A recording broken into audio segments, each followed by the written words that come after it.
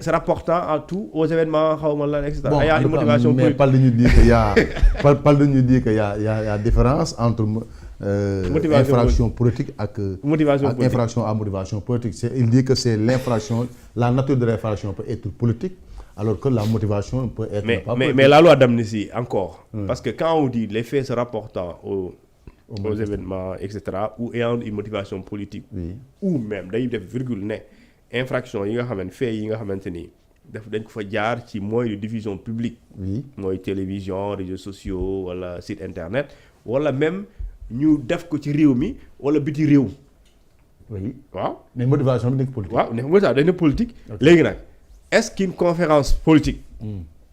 Conférence politique à partir de laquelle une personne accuse une autre personne et cette personne accusée traîne l'autre à la justice, est-ce que loolu mënul nekk motivation politique? Est-ce que mënul nekk l'infraction elle est politique non? naa la laaj ci loolu mën naa fa indi xam nga te tey jii conférence de presse bu amoon fii nga rey fi nit duñ ne da nga doon def conférence de presse rey nga nit rek duñ kii de. Non, je parle de non je dis que je parle de la conférence politique. mën nga def conférence de presse wax fa loo xam ne du am. Non, caractère politique li ma bëgg a wax la conférence elle est politique d'abord. Oui. Waaw.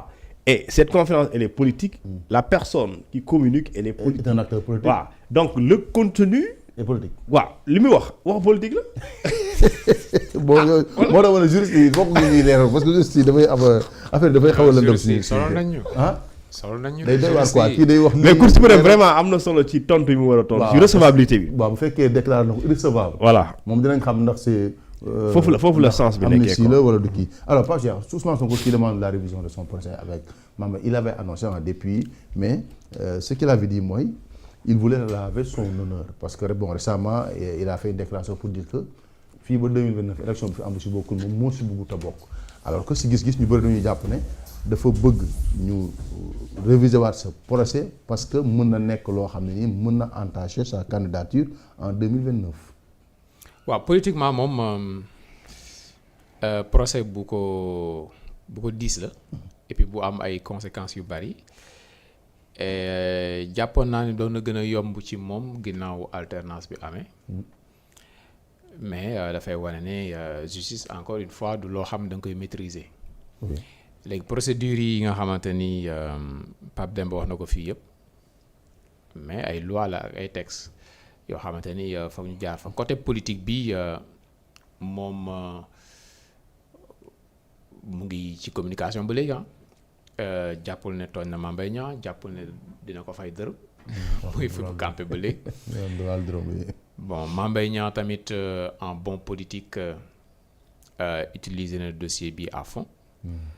dossier la boo xamante ni mérité na yaakaar naa ñu def ci benn grand reportage quoi xool fu mu jógee. rebondissement yi fu mu parce que bon c'est vrai que juristes yi ak seeni loi yenn saa yi ñu sax ëlëm la.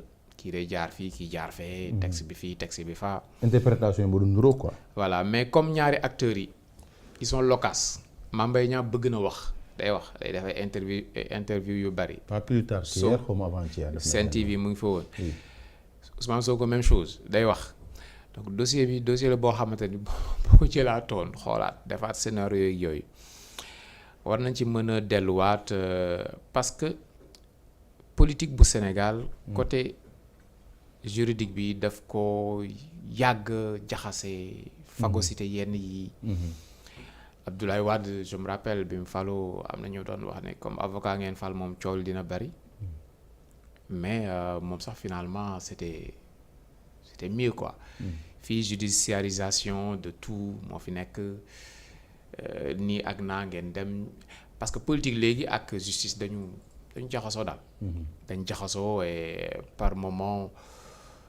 tamit juriste si seen bopp dañuy dem ba dañuy xaw a féete du xam-xam bi rek droit pur moom mooy génn moo tax lu xew problème am ci et c'est dommage aussi pour nos démocraties xewoon na fi Côte d'Ivoire diggante et ak u mu ci leen jural jéye fii bon ci ay affaire interprétation la réforme consolidante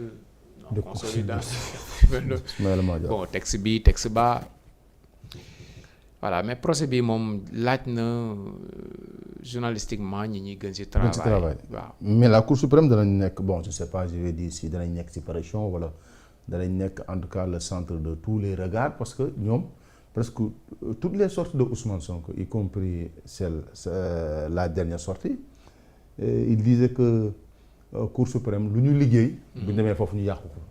et aujourd'hui son dossier là ñoom ñoo ko war a examiner donc son dossier se retrouve encore entre les mains des magistrats yoo xam ne Ousmane Sonko daf leen di attaqué toujours wax ne dañ koy complot gi ni mel.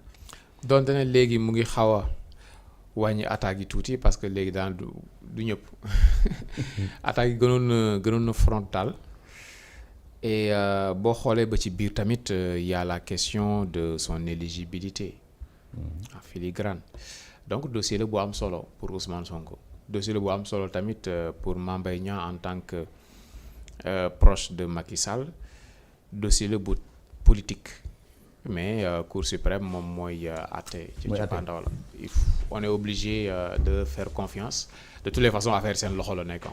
D'accord bon suñu dernier thème mooy l'affaire bon peut-être Farba Ngom et tous ces détenus là qui sont en prison et qui sont ñu jàpp ne dañu tawat alors Sénégal daanaka loolu moom nekk woon nañu xam